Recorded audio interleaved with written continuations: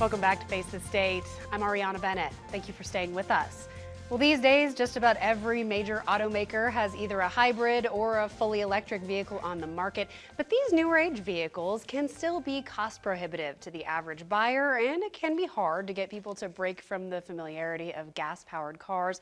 So, how do you get people to embrace the electric vehicle, and should you?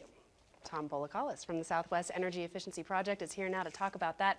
Tom, thank you so much for coming on the show. Thank you, Ariana. Okay, this is interesting stuff. Right now, electric cars, obviously still the minority compared to, internal combustion engines. So what's the share of the market for EVs now? Extremely small. On the road, we're probably looking at less than 1%, probably closer to 0.5%. And that also takes kind of into consideration what's transpiring in terms of new sales. So small segment of the market, but once upon a time, landlines versus cell phones faced a comparable number. So we're at the cusp, I believe, of the opportunity to transform our transportation system. And if we do, and if we electrify transportation, it has tremendous economic benefits, environmental benefits, and national security benefits. It is getting more attention too, and I know it's growing pretty quickly. I saw a couple of different figures, anywhere between 37% and 58% that the market grew in the last year or two. So it's not like it's not catching on, right? No, and in terms of on a geometric growth rate, when you're growing at 20 to 30% a year, that represents a substantial opportunity and tremendous investment opportunity for those folks that are looking at where the market's going to go. And along those same lines, it was a tremendous investment that the Governor's Office of Economic Development and the leadership of Governor Sandoval in bringing Tesla to the state and beginning that transformative economic opportunity that we now have. So Tesla's kind of the emblematic leader in the entire field, but there's so many diverse players, as you suggested, ranging from Nissan to Ford and Volkswagen and so forth. So what we'd like to see is the opportunity for building out an infrastructure so that folks don't have a range anxiety, so that electric vehicles can be part of the same normal day-to-day transportation system that they're comfortable with internal combustion vehicles. Okay, that was going to be my next question. When it comes to barriers, the reasons why people don't necessarily go electric, do you think it is mostly that anxiety about running out of a charge and not being able to charge where they want? That is a large component. So a lot of folks, particularly those of us that are traveling, say, long distances from to Reno to Las Vegas and so forth, that's a long distance, and you don't want to be left out in the middle of the desert without a charging station. So again, that's where Governor Sandoval is pioneered the Nevada Electric Highway, working in conjunction with NV Energy and now with some of the rural co-ops. They're building out a charging station network across the state.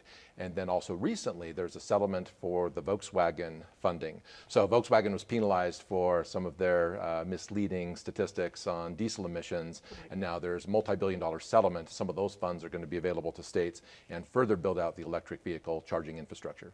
Okay, now I imagine it's not just the anxiety, it's also the cost.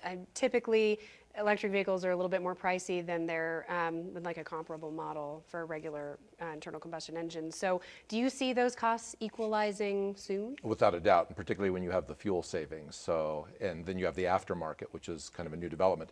You're looking now at, say, the Chevy Bolt and Chevy Volts and so forth, and now the model Tesla 3 that is on the horizon, coming out at about the $35,000 range. But if you're looking for an aftermarket Nissan Leaf with maybe 15,000 miles on it, people are buying those for about $9,000. And then when you don't have a gas bill, that starts to get fairly economical. So the entire opportunity for consumers is changing. And one of the big challenges is that people don't know that. So we don't have enough people that have gone out and taken a test drive. They don't know what the difference. The quality of driving is absolutely tremendous. It's fun to drive EVs. You've got all that acceleration at your fingertips for immediately. So it's a great driving experience. We need to get more people behind the wheel and do some test driving too. Okay, anything else that you think people are concerned about? Familiarity. It's a big change to go from the old standard that we've had for decades of filling up at the gas station, having a internal combustion engine. Do you think just change is scary? You think it's scaring people away, or do you think people are natural tech adopters and they're gonna I think that we're changing in terms of tech adopters, and part of the reason is those folks that already have electric vehicles are almost evangelical in taking test drives and so forth. So there's a local group in Northern Nevada, the Electric Auto Association of Northern Nevada. They do events at which you can test drive their Teslas or their Nissan Leafs or other vehicles. And so that's part of the way that we can start to transform the market with awareness. Secondly, part of the barriers are, say for an example, I live in an apartment in Southwest Reno. I don't have access to charging. I was going to lease a Chevy Volt, but I couldn't run a power cord across my neighbors' yards. And so we need more infrastructure in certain places, particularly multifamily housing in the business environment and so forth, and really build out that infrastructure so that we do have the opportunity to charge up pretty much anywhere. Does that responsibility lie predominantly with the automakers, or do you think it's also the responsibility of the state to do this? Well, and also it becomes a tremendous opportunity for our utility providers. Since electricity is the fuel, and for Nevada, goes back to a study that SWEEP undertook, electricity is by far the cheapest, cleanest fuel that Nevadans have available to them. So with that, then we have the Public Utility Commission able to get involved in the process, taking a look at how do we build out an electric infrastructure that will benefit all ratepayers and benefit all Nevadans. And there are some really significant opportunities that are within the Public Utility and Public Utility Commission sphere. But it also involves the state government, right? Certainly, and the Office of Energy is leading the charge, no pun intended, with a number of installations that are going across Nevada's highways. And they're going to also be part of the conduit for the money coming through the Volkswagen settlement, also doing a tremendous job in educating on the opportunity. Now, when you take a look at, for those of us that are currently not driving electric vehicles, why would you want to support them? Well, for one, they clear the air. The emissions that come out of an electric vehicle are about 80 to 90% less than an internal combustion engine. So when we're taking a look at the Truckee Meadows and the air quality and the changes that could transpire with many more thousands of people driving cars, it's something that benefits everyone. Okay, now I understand that and why it would potentially benefit the individual because, you know, gas savings and all that sort of thing. But what's the case for it benefiting the state to justify using tax dollars on this? Well, to some extent, you take a look at where we're now buying our fuel. And it's not from Nevada. We're importing literally billions of dollars of gasoline and petroleum from outside the state. So we're taking that capital out of Nevadans' pockets, sending it outside of Nevada. That has an economic consequence. When we can shift that model so that electricity produced in the state is our fuel of choice, or at least for a certain segment of the market, that begins to have some really powerful economic effects.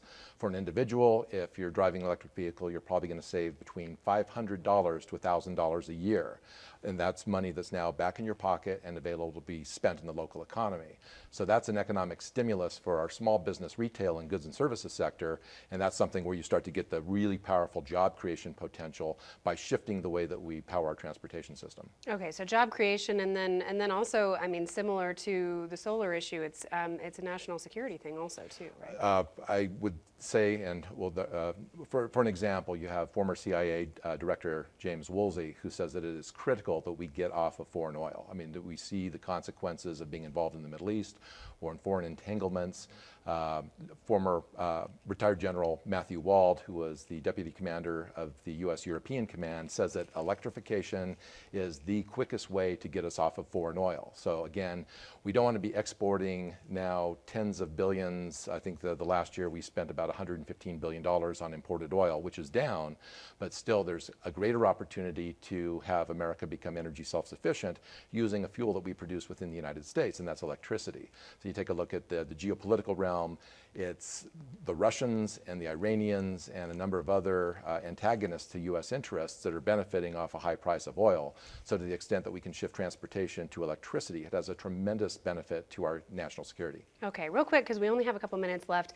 One of the drawbacks, though, of getting people off of gas is that we don't get the gas tax, which helps pay for infrastructure like road repairs, that sort of thing. How do you make up for that quickly? There are a tremendous, several models, whether it be vehicle miles traveled, or it could be a registration fee. There's a way to come up with what, say, a Honda Civic pays in gas taxes and then come up with some type of equivalent. And so it's a solvable problem. I think the larger issue on our roads is simply that the gas tax, there hasn't been indexing for inflation. And so really the problem is so much larger than electric vehicles, which is 0.5% of the market.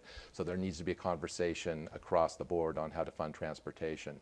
But there are opportunities where that electric vehicles can pay their fair share and also then contribute to the state economy by reducing imports of fossil fuels. Okay, about a minute left. Is this a conversation you're planning on having at the legislature, hoping to affect some change there? Definitely. The governor's new energy industry task force did take a look at electric vehicles. There are 2 bills that are being championed by one of our state assemblymen, and those follow the recommendations made by the task force. So we'd encourage people to check out all of the recommendations that cover the gamut of what the task force recommended and to find out more. Again, our legislature is extremely friendly to constituents, and getting involved is something both in terms of the research and then participation that I encourage people to do.